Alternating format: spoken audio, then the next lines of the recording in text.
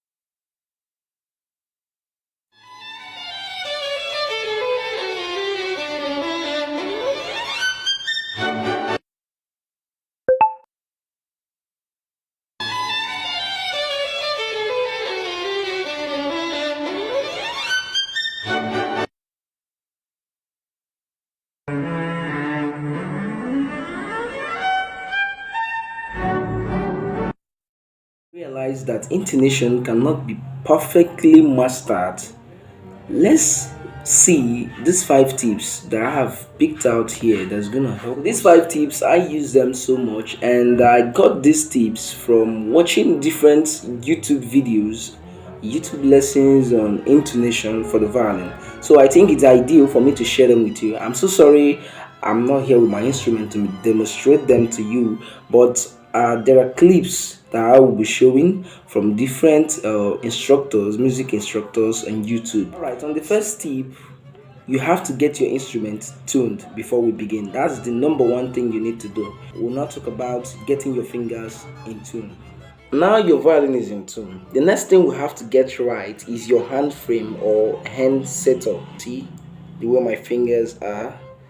Everything is in straight line with your thumb right behind there.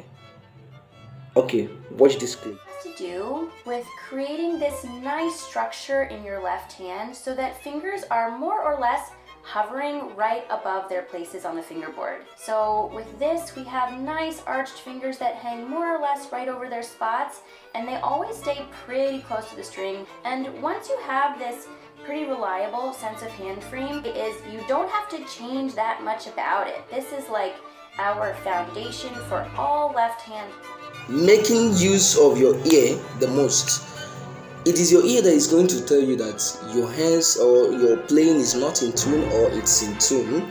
After you've tuned your instrument, the next thing is listening.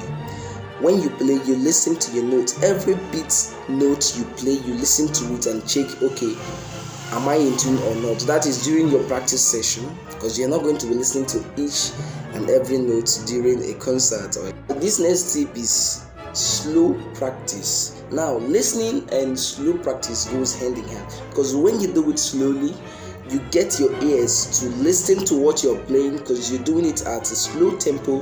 Then when you play each note carefully, make sure that your ear tells you, okay, it's in tune, nice. Or you can get yourself a tuning app which you can use to practice. You can download that with your phone from store. So when you get yourself a tuning app, each note you play slowly gets displayed on the screen. Now you will be able to know if that note is actually in tune, sharp or flat. So the one is matching of notes. So after tuning your instrument during your playing, you can match notes. You can decide to match third with open notes. You can decide to match it. Okay, let me show you this clip so you understand what I mean by matching notes. To compare your fingers with open strings. For example, I play the first finger on the A string, so we play the B. And then we check with the E string if it gives us a perfect fourth. Then we play the second finger, the C. And we can also compare with the E string to get a third. And now lastly, it depends on your key, the key you are playing on. That is the most important thing. because you might be using a hand frame to play the key of C, then moving over to the key of D. It's not the same type of hand frame, you understand. Let's say key D, you have 1 1 2. Okay, in key D you have your first finger, there's space, you get second finger and third finger together, space, and you have fourth finger. But for key C, you might be having first finger and second finger together, space before you have your third finger. So that's another different pattern. So what you need to get to know is know the key you are playing on very well, and now you've known the key you want to play, the finger patterns necessary, or finger patterns that is gonna give you the right tonality for that key, because you cannot be using a finger pattern for E flat major to play a D major. It will definitely sound out of tune. So know the finger patterns very well. Maybe in my next video I'm going to be showing basic finger patterns you need, although I have some videos on my playlist where I shared with you the key D pattern, the E pattern, and I think I have an F pattern too. Just go to my playlist on this 61 days of practice. You can type it on search YouTube, you will still get it, the patterns using the explain to you the pattern you can use to play the key of E flat and D. Don't forget, you have to take everything slowly. I know we all want to rush, but when you take it slowly, you fix your intonation. When you play fast, it's not going to be deviated. So get it slowly, and then speed will come on its own.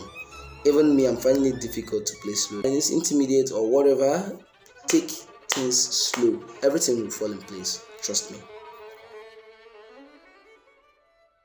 The reason for this hard intonation on the violin is because the violin, unlike the guitar, doesn't have frets, and the piano, which is already tuned according to the keys there, you can see them, they are already in tune. So it's much more difficult on the violin, which is fretless, and the violinist is left with no other option than to create his or her own sound. You know, it's something that takes a lot of years of practice and time to get a good grip on the intonation itself. Alright, don't forget to subscribe. If you're new to the channel, subscribe, like this video, and that's all.